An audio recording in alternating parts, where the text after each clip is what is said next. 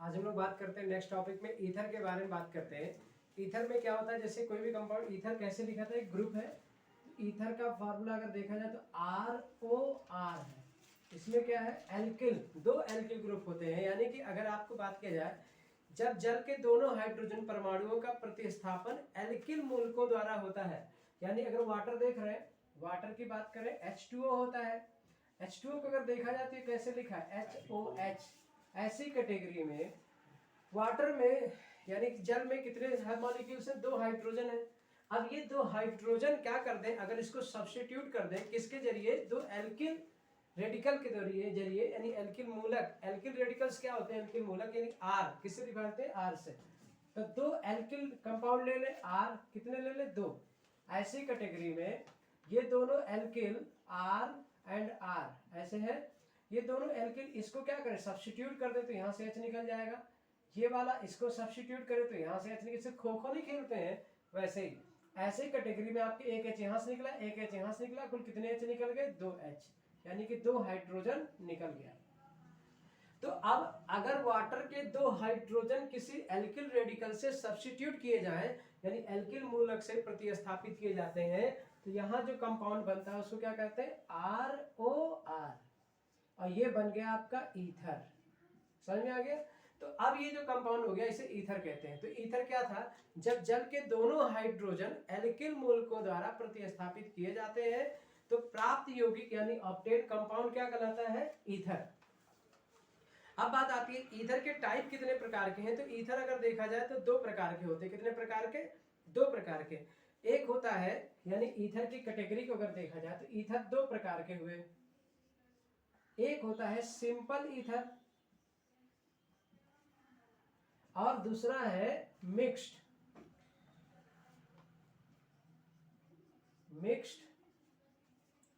Ether. अब simple ether क्या होता है, सिंपल ईथर में जो दो एल्किल ग्रुप हैं वो कैसे होंगे, सेम ही कैटेगरी के होंगे। जैसे अगर कहीं पे एग्जांपल दिया जाए CH3O CH3, ऐसी कैटेगरी में अब जो ये ईथर है वो क्या है, सिंपल ईथर है। दूसरा ईथर की बात करें, ऐसे एग्जांपल लेने हैं कि C2H5 O C2H5। अगर वही चीज क्या कर ले, डाई एथिल ईथर हो गया तो इसको बोलते हैं di ethyl ether, di methyl ether, क्योंकि इसमें दो मेथिल लगे हुए हैं।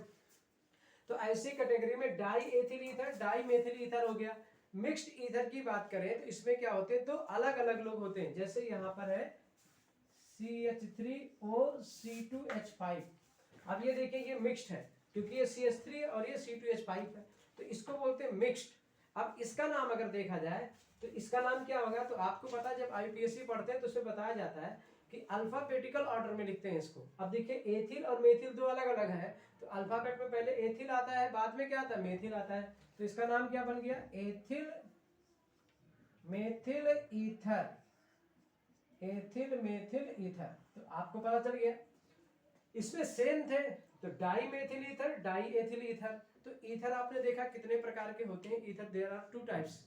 पहला कौन सा होता है, सिंपल ईथर, जिसमें दोनों एल्किल जो रेडिकल्स हैं, एल्किल मूलक है, वो कैसे है, सेम है, जैसा आपके यहाँ दिख रहा है। जैसे di methyl ether, di ethyl ether. यहाँ पे क्या है, डिफरेंट है, इसका मतलब क्या हो गया, एथिल मेथिल ईथर।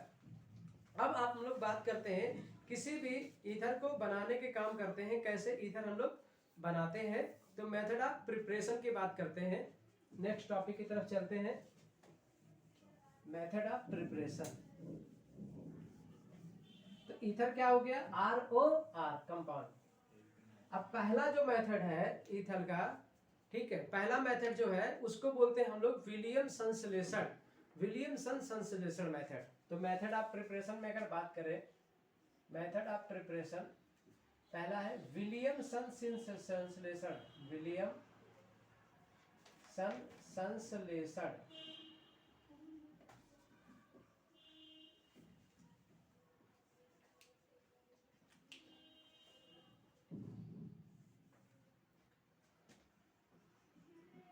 संश्लेषण, विलियमसन सिंथेसिस, विलियमसन संश्लेषण यानी विलियमसन सिंथेसिस। इसमें क्या होता है, इसमें एल्किल हैलाइड और एल्कोक्साइड का रिएक्शन कराएंगे हम लोग। किसका किसका, एल्किल हैलाइड और एल्कोक्साइड। एल्कोक्साइड की बात करें तो आपको पता है एल्कोक्साइड क्या बनेगा, तो RONA, ये हो गया एल्कोक्साइड, एल्कोक्साइड,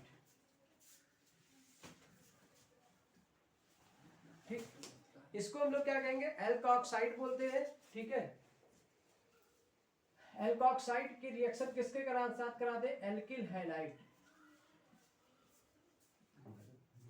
या इसका नाम ना लिखे क्योंकि हमको रिएक्शन करके दिखाना होगा। एल्कोक्साइड ये हो गया, एल्किल हैलाइड यानी RX ये हो गया।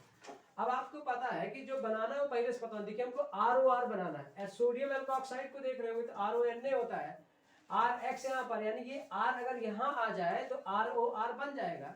ऐसी कैटेगरी में आपको पता है NaX, X का मतलब होता है हैलोजन, और हैलोजन जो कैटेगरी होता है उसको हैलाइड बोलते हैं।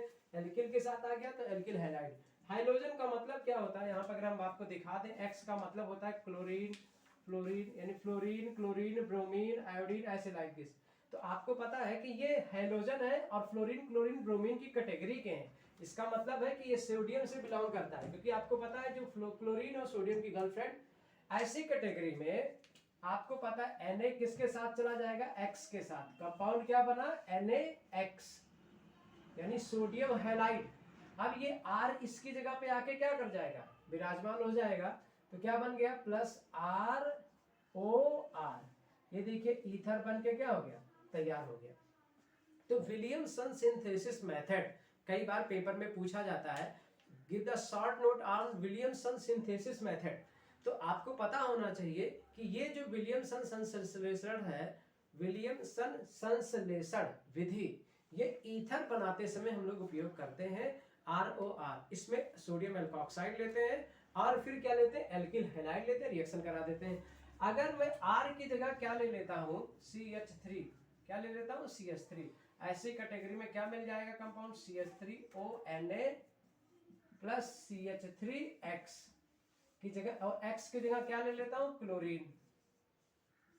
तो अब आप देखिए सोडियम और क्लोरीन एक दूसरे के संग फरार, क्योंकि सोडियम और क्लोरीन एक दूसरे के बॉयफ्रेंड गर्लफ्रेंड की तरह बिहेव कर रहे थे, NaCl निकल गया और प्लस कंपाउंड क्या बच गया, CH3 जाके यहाँ अटैच हो गया, CH3O CH3। नाम बताइए, डाई मेथिल ईथर। अब यही R की जगह अगर हम लोगों ने क्या ले लिया, C2H5, R की जगह हमने C2H5 ले लिया। ऐसी कैटेगरी में जब R की जगह C2H5 ले लेंगे तो C2H5ONA प्लस C2H5Cl। अब बताइए NaCl निकल गया और कंपाउंड हमारे पास क्या बच गया, ये कंपाउंड, ये C2H5 कहाँ जाएगा, इसकी जगह आके अटैच हो जाएगा जो Na गया है। तो C2H5O Na की जगह क्या आ जाएगा, C2H5, इसका नाम हो गया डाई एथिल ईथर। आप देख रहे होंगे। अब आप देखिए C2H5 को Na लिया, C2H5Cl लिया, तो Na और Cl आपस में चले गए, फिर C2H5 यहाँ आ गया, C2H5O C2H5, ये बन गया डाई एथिल ईथर। तो आपने खुद देख लिया, ईथर के बारे में देखा, ईथर कैसे बनाते हैं, विलियमसन सिंथेसिस मेथड था।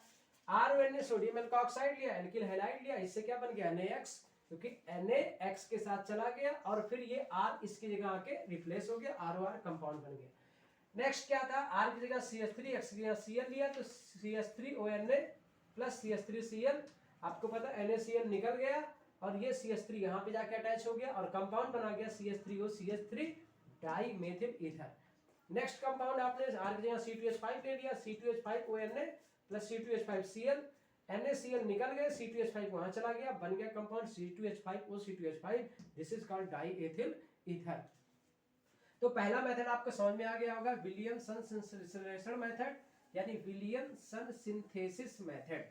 नेक्स्ट टाइप की तरफ चलते हैं, नेक्स्ट मेथड को सीखते हैं कि ईथर अब कैसे बनाया जाए। अब देखिए नेक्स्ट मेथड आपको मैं बताने जा रहा हूं कि एल्किल हैलाइड का सिल्वर ऑक्साइड के साथ रिएक्शन करा दीजिए। किसके साथ, सिल्वर ऑक्साइड, एल्किल हैलाइड का सिल्वर ऑक्साइड से रिएक्शन, यानी एल्किल हैलाइड किसके साथ, सिल्वर ऑक्साइड। एल्किल हैलाइड का मतलब क्या हो गया RX, सिल्वर ऑक्साइड का मतलब क्या हो गया Ag2O। इसकी रिएक्शन आपको करानी है। अब आपको पता है कि एल्किल हैलाइड तो है हमारे पास, लेकिन ईथर में हमको एक R से काम नहीं चलेगा, हमको 2 R चाहिए। कितने R चाहिए? 2 R। ऐसी कैटेगरी में हमें क्या करना होगा, 2 R की रिक्वायरमेंट होनी चाहिए। तो अब इसको हम लोग क्या कर दे 2 से मल्टीप्लाई। तो यार देखिए कैसे करके लिख रहे हैं RX, और ये जो लिखा है ये क्या मतलब हुआ, ऐसे लिखा हुआ है Ag। अब आपको पता है ये किसके साथ चला जाएगा, ये इसके साथ रिएक्शन कर लेगा, और जो आगे लिखा होता है वो आगे रहेगा, X पीछे तो पीछे लगेगा। इस कैटेगरी में देखिए क्या निकल गया AgX, Ag आगे था X पीछे लिखा जाएगा AgX। यहां भी क्या मिल गया AgX, तो 2AgX प्लस अब क्या बच गया। अब देखिए ये वाला हिस्सा अगर आप देख रहे होंगे, ये R का जो एक बॉन्ड खाली दिख रहा है, ये वाला बॉन्ड इसके साथ कनेक्ट हो गया, ये वाला बॉन्ड इसके साथ कनेक्ट हो गया। ऐसी कैटेगरी में R O बीच में हो गया, R आ गया, ये देखिए ईथर बनके तैयार हो गया। ये है एल्किल हैलाइड के रिएक्शन Ag2O से जब आपने कराया तो आपने कहा O Ag दो लोग जुड़े तो एक बॉन्ड इधर एक बॉन्ड इधर, 2 Ag ऐसे हो गए, RX 2 चाहिए क्योंकि ईथर में 2 R हैं। हमारे पास R एक था तो मैंने 2 से मल्टीप्लाई किया, RX लिख दिया, AgX निकल गए।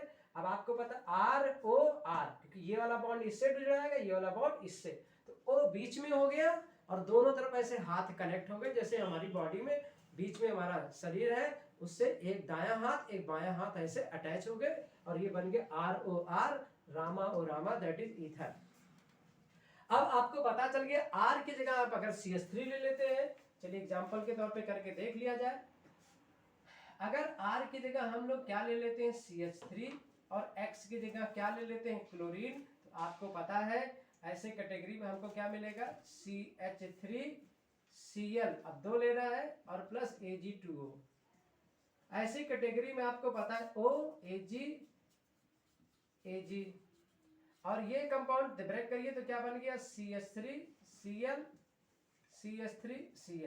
ऐसी कैटेगरी में एक AgCl निकल गया, एक AgCl और निकल गया, तो कितने AgCl निकल गए 2 AgCl प्लस। अब देखिए अब ये O बचा है तो ये CH3 इस O से कनेक्ट, ये CH3 इस O से कनेक्ट, तो कंपाउंड बन गया CH3OCH3।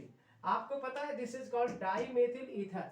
ऐसा ही कंपाउंड आप R की जगह क्या रख के कर सकते हो, आपको मैं बात करूं तो HW के तौर पे R की जगह आप C2H5 और X की जगह Cl लिख के कर लोगे तो कंपाउंड जो ऑब्टेन होगा वो होगा C2H5OC2H5। इसका नाम है डाई एथिल ईथर। समझ में आ गया? करना कुछ नहीं है, आप बस R की जगह C2H5 ले लीजिएगा, बनेगा 2 AgCl और प्लस C2H5 फिर OC2H5, ऐसे die ethyl ether. Next topic की तरफ चलते हैं, नेक्स्ट टाइप पे।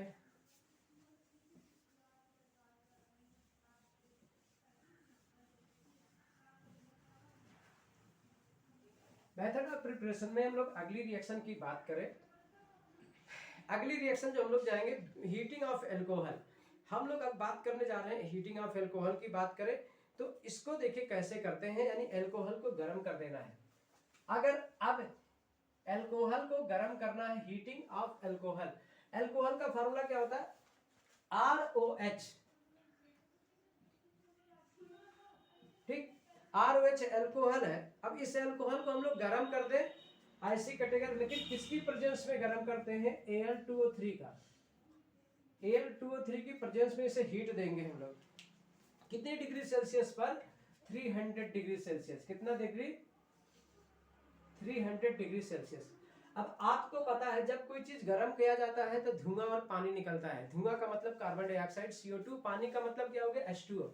आपको पता है हमको क्या कंपाउंड बनाना है ईथर, ईथर में कितने R चाहिए 2 R। अब हमारे पास एल्कोहल में कितना R दिख रहा है 1 R। ऐसी कैटेगरी में हमको एल्कोहल बढ़ाना पड़ेगा तो हम 2 एल्कोहल ले लें, कितने एल्कोहल 2। इसको सही से देख लिया जाए तो ये क्या लिखा है ROH, फिर क्या लिखा ROH। अब आप देखिए आपको पता है जब कोई चीज गर्म किया जाता है तो धुआं और पानी निकलता है। आपको पता है यहाँ से धुआं नहीं निकल सकता लेकिन पानी जरूर निकलेगा, तो पानी में क्या हो गया H2O, अब ये देखिए कंपाउंड क्या बन रहा है, H2O निकल गया, क्लियर निकल गया, 2 हाइड्रोजन 1 ऑक्सीजन, H2O निकल गया, अब क्या बचा है ROR, ये देखिए आपका ईथर बनके तैयार हो गया। This is called ether.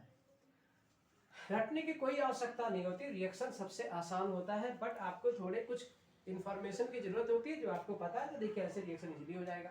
अब आप R की जगह क्या रख लीजिए, अगर R की जगह क्या रखते हैं CH3, तो अब देखिए क्या बन रहा है compound CH3OH, this is called methyl alcohol.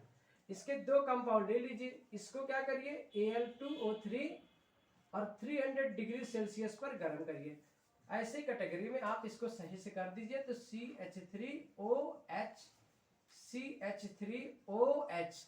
अब आपको दिख रहा होगा ये क्या बन रहा है, वाटर, पानी निकल गया H2O, अब कंपाउंड क्या बन रहा है CH3O CH3।